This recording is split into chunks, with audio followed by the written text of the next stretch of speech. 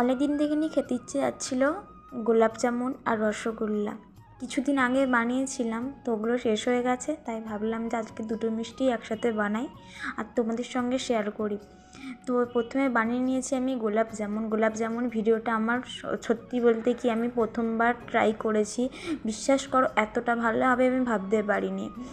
আমি তাই রেসিপিটা আমি দিলাম না, তোমরা যদি জানতে চাও আমি অবশ্যই দেবো। সত্যি বলছি আমি প্রচণ্ড ভালো হয়েছিল গোলাপ জামুনগুলো, আমি নিজেও অবাক।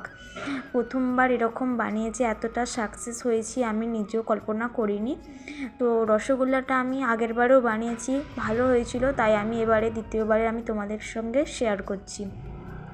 তো রসগোল্লা বানানোর জন্য প্রথমে নিয়েছিলাম আমি 1 লিটার দুধটাকে গরম করে নিয়েছি। যখন ফুটে উঠেছে গ্যাস বন্ধ করে দিয়ে একটা গোটা লেবু দিয়েছি, লেবুটার সঙ্গে একটু জল মিশিয়ে নিয়ে আর দুধের মধ্যে দিয়েছি ছানাটা কাটানোর জন্য। ছানাটা কেটে গেছে, তো এখন ছানাটা সেট করার জন্য একটা সাদা সুতির কাপড় নিয়েছি। তো আমার কাছে কিছু ছিল না, তাই আমি ছোটো বাটির মধ্যেই রেখেছি। হাতার সাহায্যে আমি ছানাটাকে তুলছিলাম। তারপরে এই যে আমি কমসে কম পৌনে 1 ঘন্টা মতন রেখেছিলাম। আর এই যে এখন এরকম টাইপের হয়েছে, যখন একদম জল আর বেরোয়নি তখন আমি বার করে নিয়েছি। তারপরে ছানাটাকে আমি একটুখানি করে হাতের সাহায্যে একটুখানি ছোটো গুঁড়ো করে নিচ্ছি। তারপরে হাতের তালু দিয়ে ভালো করে মাখবে। এই মাখার কাছেই রসগোল্লা কতটা তোমার নরম হবে, কতটা তোমার মানে স্পঞ্জ, ওই রকম একটা ফায়দা আছে। তুমি যতক্ষণ মাখবে ততক্ষণই ভালো, আবার বেশি মাখতে যাবে না, তাতে আবার ঘি ছেড়ে দেবে, ওটা আবার চলবে না। তাই যতটা সময় তোমরা একটা বুঝতে পারবে, অবশ্যই মাখাটা অবশ্যই খুব মেন, এই জিনিসটাই হচ্ছে মেন। মানে আমি সত্যি বলছি খুবই ভালো হয়েছিল, দুবারই বানিয়েছি, দুবারই আমার খুব ভালো হয়েছে। তো ভালো করে যতক্ষণ মানে একটা স্মুথ হয়ে যাচ্ছে আর রসগোল্লার মধ্যে কোনো রকম ক্র্যাক চলে আসা যাবে না, সেরকম বুঝে তোমরা একটা মাখবে অবশ্যই। তো আমি এখনও মাখছি, মানে অনেকক্ষণ আমি মেখেছি, কমসে কম 10 মিনিট মতন আমি হাতে ধরে ছানাটাকে ভালো করে স্মুথ করেছি। তারপরে ছানার মধ্যে আমি দিয়ে দেবো, আর তোমরাও এগুলো দেবে কিন্তু অবশ্যই। 1 চামচেরও কম আমি দিয়েছিলাম ময়দা, আর 1/2 চামচেরও কম দিয়েছি আমি সুজি। আর এই যে দেখতেই পাচ্ছ তোমরা কতটুকু দিয়েছি, অবশ্যই তোমরা এই আন্দাজটাকে ঠিক রাখবে, তাহলে দেখবে রসগোল্লা একদম পারফেক্ট হতেই হবে, কোনো মানে কি বলবো। আর আমি বানিয়েছিলাম আজকে, কিন্তু তোমাদের সঙ্গে শেয়ার করছি একটু পরেই।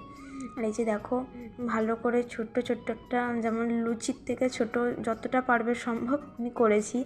এবার একটা আমি মিনি রসগোল্লা বানাচ্ছি, আগেরবার একটা বড় বানিয়েছিলাম রসগোল্লা, এবার একটা একদম ছোট্ট বানাচ্ছি, আর দেখতেও ভালো লাগে ছোট্ট রসগোল্লা। এই যে দেখো আমি ছোট্ট একটা করে নিচ্ছি। তারপরে হাতের মধ্যে রেখে, মানে যেমন পিঠে বানাও তোমরা, বাট রুটির একটা যে করো না, গোল করো না, ওরকম একটা আকৃতি করবে যেন না কোনো রকম ক্র্যাক থাকে। হ্যাঁ, এই যে দেখেই নাও তোমরা। তারপরে আমি এটা বানাচ্ছিলাম আখের গুড় দিয়ে। প্রথমে আখের গুড়টা আর 1 কাপ নিয়েছি, আর হচ্ছে 3 কাপ জল দিয়ে ভালো করে ফুটিয়েছিলাম।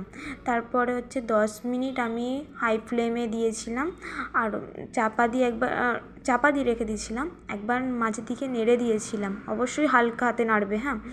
তারপরে আরও 10 মিনিট চাপা দিয়ে রেখেছিলাম, টোটাল 20 মিনিট আমি রেখেছিলাম ওরকম হাই ফ্লেমে। তারপরে এই যে দেখো আমি 1 ঘন্টা পরে আমি গোলাপ জামুন আর রসগোল্লাগুলো তোমাদের সাথে দেখাচ্ছি, অবশ্যই মাঝে একটা খেয়েও ছিলাম, হ্যাঁ। এই যে দেখো রসগোল্লাটা কত সুন্দর পারফেক্ট হয়েছে, আর যেমন মানে আমি বানিয়েছিলাম, যেরকমটা চেয়েছিলাম ঠিক সেরকমই হয়েছে। চলো তোমাদের সঙ্গে একটা গোলাপ জামুনটা একটা কেটে দেখাচ্ছি কেমন হয়েছে ভিতরটা, সত্যি বলছি খুবই ভালো হয়েছে। এই যে দেখো একটা কাটছি, ভিতরটা পুরো রসে ভরা, ওয়াও। মানে আমি মিষ্টি এমনিতেই খেতে ভালোবাসি, তোমাদের সঙ্গে শেয়ারও করছি। তোমরা কোথা থেকে ভিডিও দেখছো অবশ্যই বলে যেও। Bye bye.